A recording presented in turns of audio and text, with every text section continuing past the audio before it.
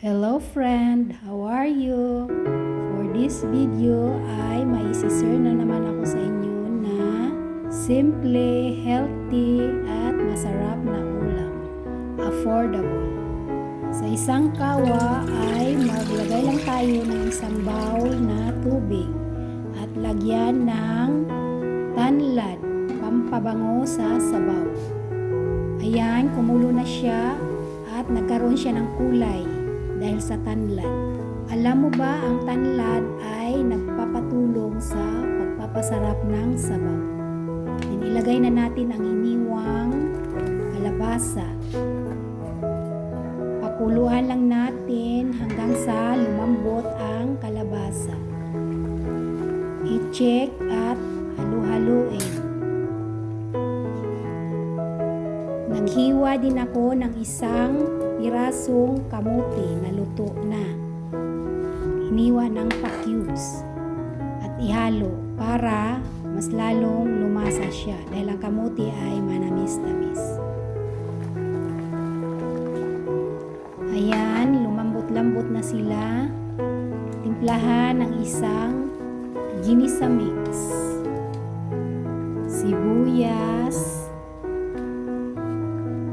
at pinitpit na bawang. Maglagay din ng kamatis na hiniwa. Madali lang itong lutuin, healthy at masarap.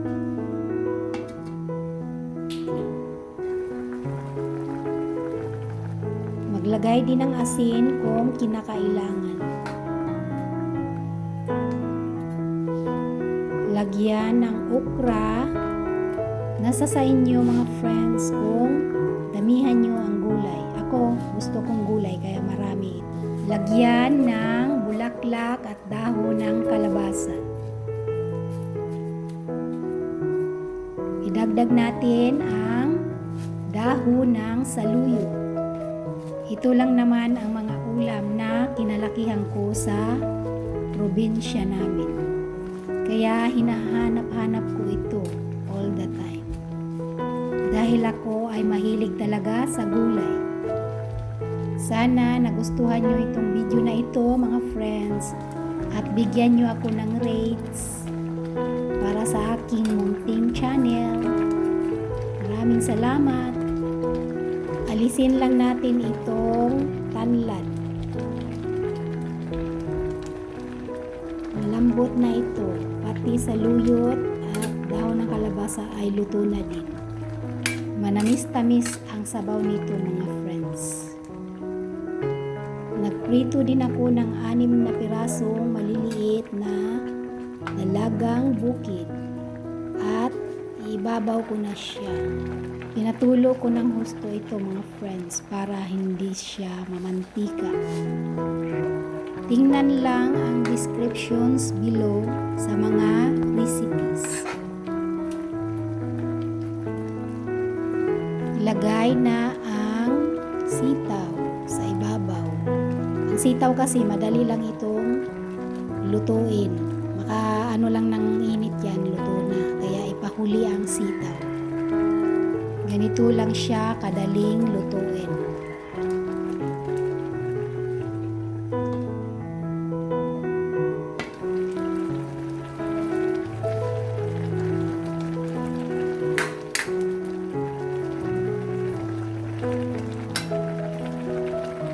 Ayan na mga friends, luto na siya.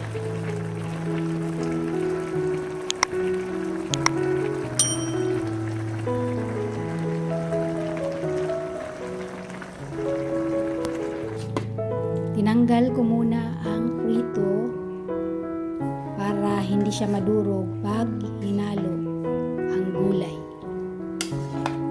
Ready to serve na ito mga friends. Thank you for watching.